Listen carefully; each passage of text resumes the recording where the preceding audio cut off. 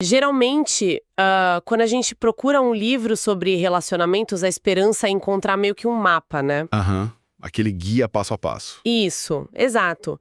O instinto natural é buscar aquele guia definitivo de como encontrar o par perfeito, ou consertar um romance que está afundando, ou sei lá, no mínimo descobrir uma fórmula mágica para não ter o coração partido. Sim, a gente quer garantias. Nossa, o tempo todo. Mas o material que vamos dissecar hoje propõe, tipo, exatamente o oposto disso. A ideia de que encontrar o amor verdadeiro não vai curar a solidão de ninguém. É uma quebra de expectativa bem forte. Demais. E, na verdade, conviver com o outro pode até amplificar essa dor se as lentes não estiverem bem ajustadas. Então, bom, vamos desempacotar isso, porque a fonte primária de hoje é o livro A Gente Mira no Amor e Acerta na Solidão, da psicanalista Anna Sui. Uma obra espetacular, diga-se de passagem. Com certeza. E a missão desse nosso mergulho profundo hoje é investigar as engrenagens da nossa psique e, tipo, entender por que essa busca desesperada por uma salvação emocional no parceiro costuma ser o caminho mais rápido para a frustração absoluta. O que é fascinante aqui é o cruzamento que a autora faz, sabe?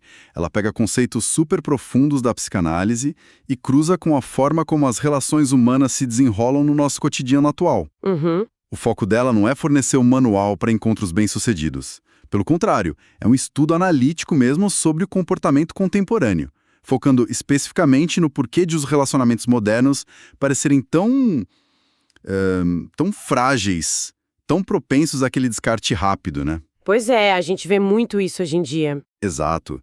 Existe uma investigação muito rica sobre a arquitetura do desejo humano aí, desmontando aquela velha fantasia de que a união com outra pessoa é a peça que falta para completar o nosso quebra-cabeça interno. E essa ideia do quebra-cabeça, ela é cultivada desde a infância, não é? Sim, desde que a gente se entende por gente. Tipo, a narrativa cultural dominante desde os mitos lá da antiguidade, passando pelos contos de fadas, até chegar naquelas comédias românticas que a gente adora, todas vendem a mesma premissa, a de que o ser humano nasce incompleto. A famosa metade da laranja. Nossa, sim, o terror da metade da laranja. Como se existisse um vazio existencial esmagador e o ápice da vida fosse o momento em que a alma gêmea cruza a porta e, num passe de mágica, preenche toda essa lacuna. É um peso absurdo para se colocar no outro, né? Absurdo.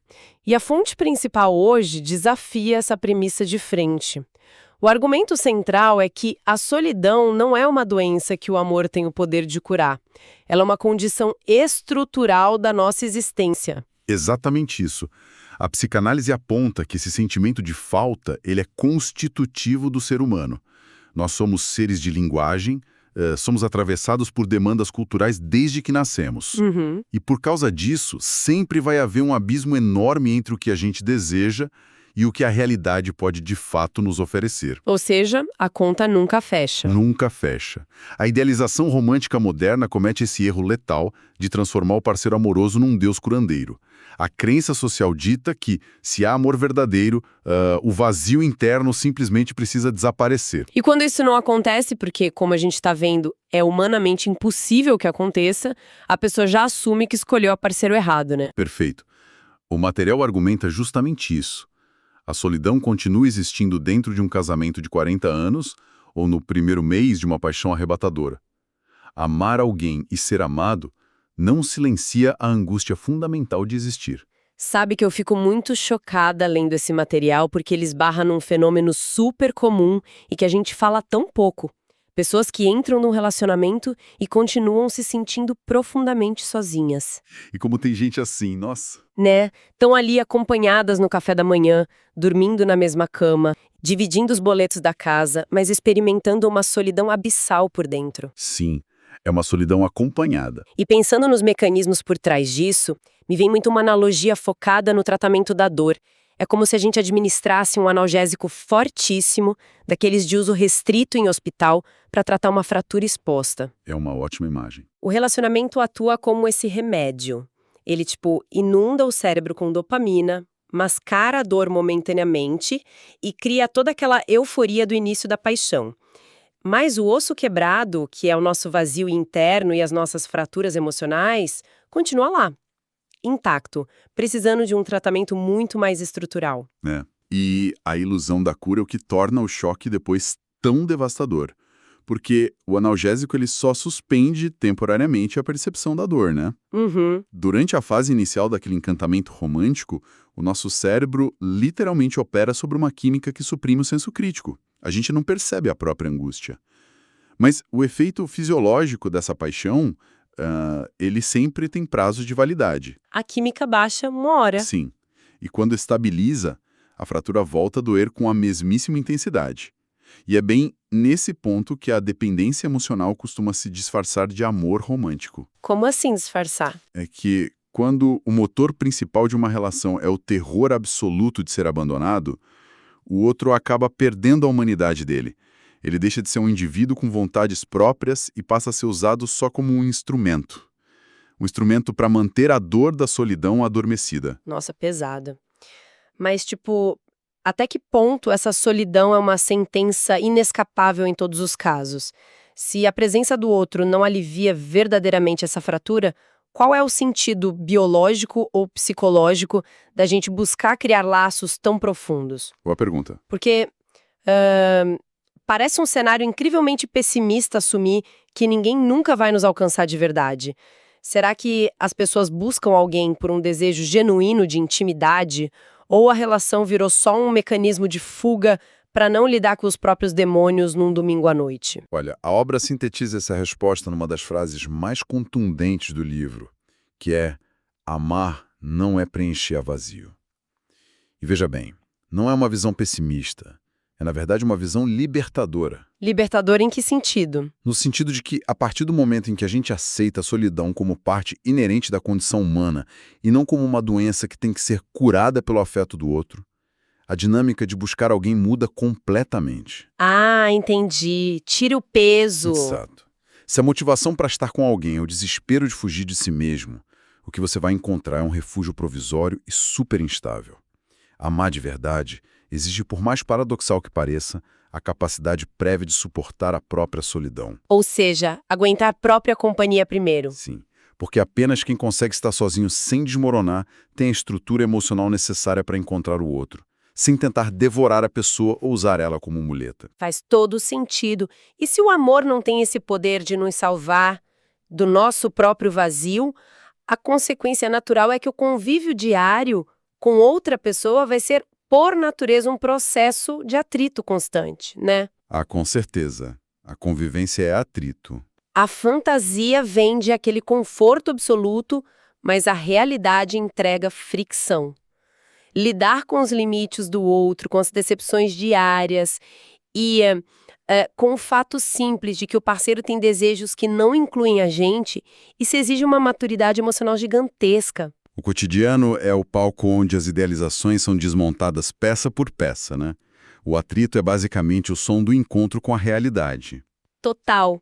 Se a gente for pensar historicamente, os relacionamentos tinham uma função bem mais pragmática, mais ligada à sobrevivência econômica e à procriação mesmo. Hoje não. Hoje a gente deposita na figura do parceiro romântico funções que antes eram divididas entre uma comunidade inteira. A gente quer tudo num pacote só. Exato. Queremos que o parceiro seja o melhor amigo, o conselheiro financeiro, o amante insaciável, o terapeuta, o parceiro intelectual. Nossa, é muito peso para uma pessoa só carregar. Um peso colossal. E a fricção surge justamente porque é humanamente impossível para qualquer indivíduo sustentar todos esses papéis ao mesmo tempo e sem falhar nunca.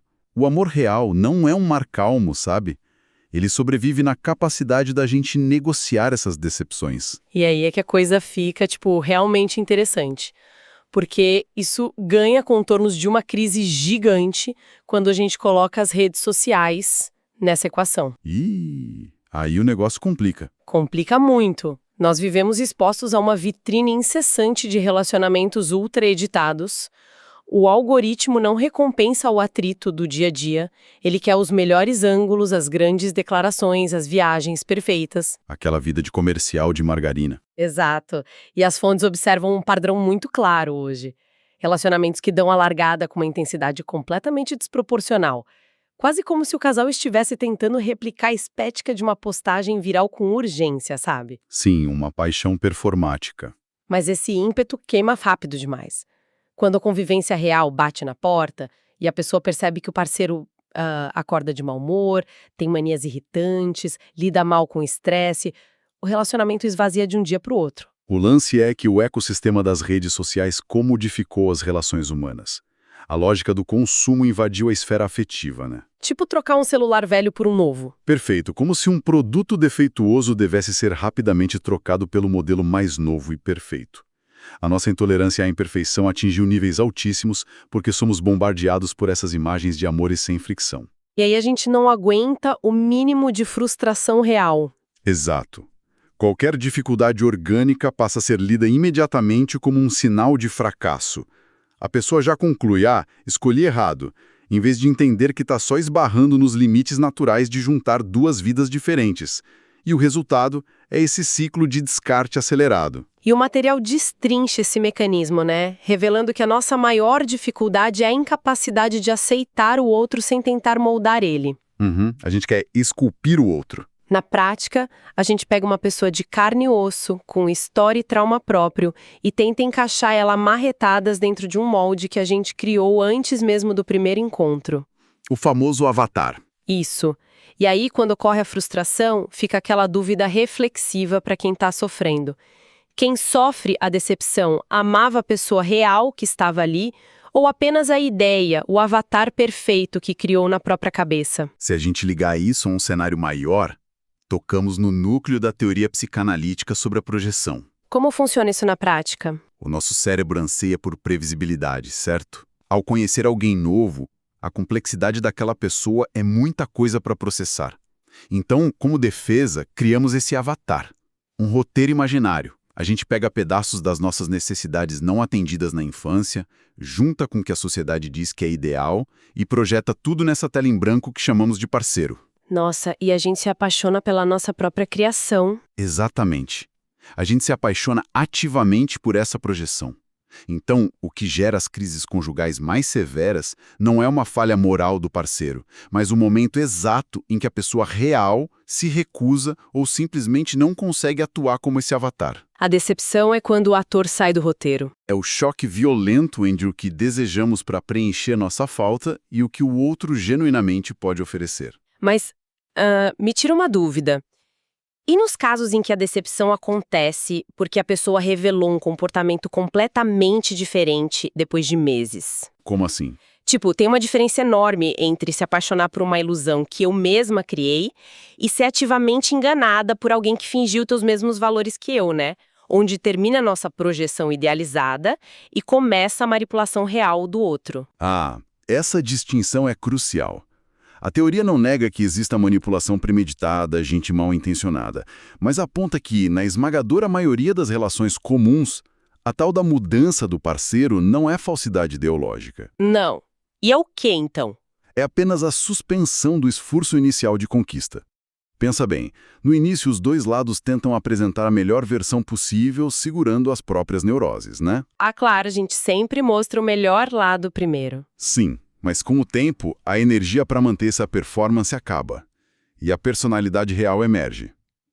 A projeção falha quando a gente exige que o parceiro mantenha aquela performance do primeiro mês para sempre. Nossa, faz todo sentido. Quando a gente diz, nossa, ele mudou, na verdade estamos admitindo que as peças daquela pessoa nunca se encaixaram no nosso avatar.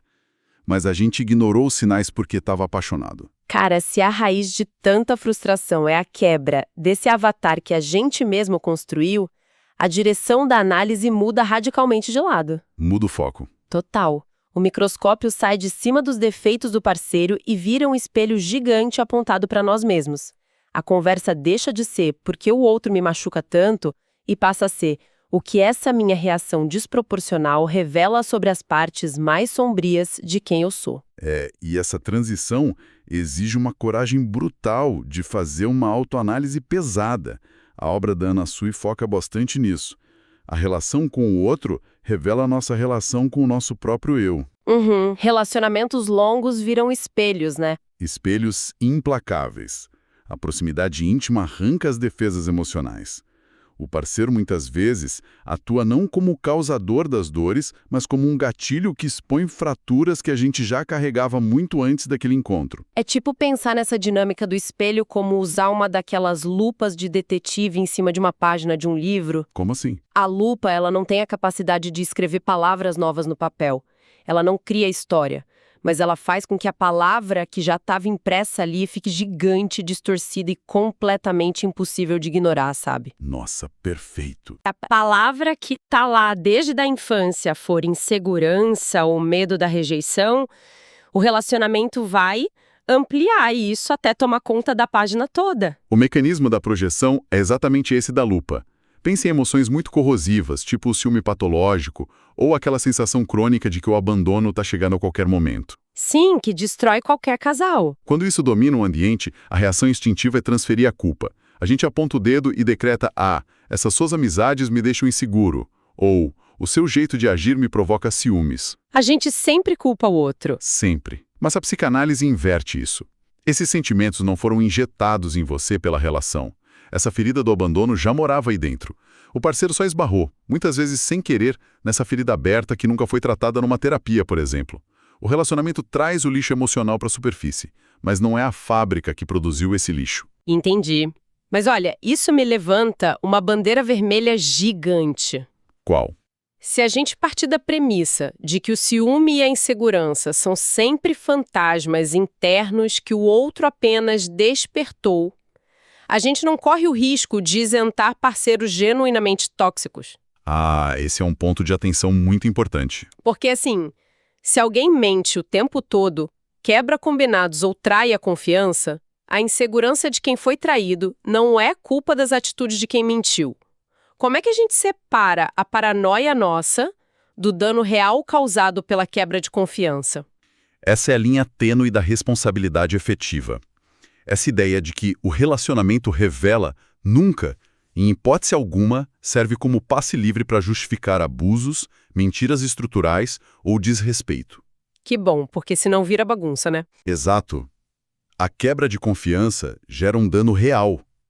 O que o material sublinha é a diferença entre a ação do outro e a intensidade da nossa desestruturação diante daquilo. Como a gente reage. Isso. Alguém mentalmente saudável que sofre uma traição vai sentir dor, raiva, decepção e provavelmente vai terminar tudo. Mas a pessoa que tem as feridas de abandono ditando a vida dela, ela pode entrar num colapso total. Ela pode aceitar humilhações repetidas, tentar controlar o agressor. Ela não consegue sair do ciclo. A toxicidade do outro é 100% responsabilidade dele. Mas a nossa permanência num ciclo destrutivo e a forma como aquela dor nos desintegra, isso sim é reflexo das nossas próprias questões não resolvidas. Nossa, faz muito sentido. O que nos leva direto para uma contradição humana fascinante que os textos abordam. A gente é uma máquina de desejos paradoxais. Como poucas coisas na natureza. Pois é. Por um lado, existe um anseio profundo por liberdade. A gente quer espaço, autonomia, não quer dar satisfação de cada passo, mas em paralelo, com a mesma intensidade, a gente deseja desesperadamente a segurança emocional de que o outro está amarrado na gente e nunca vai embora. A gente quer a segurança de uma prisão com a porta aberta, né? Literalmente isso. E o atrito nasce porque liberdade absoluta e garantia absoluta de permanência são conceitos que não sobrevivem no mesmo ambiente. De jeito nenhum. Então, quando estoura uma crise generalizada de cobrança dentro de casa, o problema raramente é tipo o atraso de 10 minutos para o jantar. O problema real é a colisão entre a necessidade de dominar o outro para acalmar a nossa própria ansiedade e o fato inalterável de que o outro é incontrolável. Compreender essa colisão muda radicalmente como a gente gere conflitos conjugais. Se o parceiro não é propriedade sua e não pode ser controlado, tentar policiar o comportamento dele para evitar sentir ciúmes é um esforço inútil e enlouquecedor. E exausto. Muito exausto. Tentar blindar o mundo externo para acalmar a tempestade que está dentro de você nunca funciona. O trabalho real exige virar o olhar para dentro, reconhecendo a pólvora que já estava lá antes do outro acender os fósforos. É assumir os próprios BOs, né? Basicamente. E é nesse contexto que as máximas do livro ficam tão fortes. O outro não é solução e relacionamento revela, não resolve. O encontro romântico não tem propriedades salvadoras. Se você entra numa relação emocionalmente faminto, a dinâmica não vai nutrir essa fome. Vai virar só um palco enorme para cobrança. Então, o que tudo isso significa na prática para quem acompanha a gente e está tentando navegar nessas águas turvas dos relacionamentos atuais? Bom, a primeira coisa é derrubar mitos. Sim, ao longo dessa nossa dissecação, a ideia utópica de que o amor funciona como uma cura definitiva foi totalmente desconstruída, né?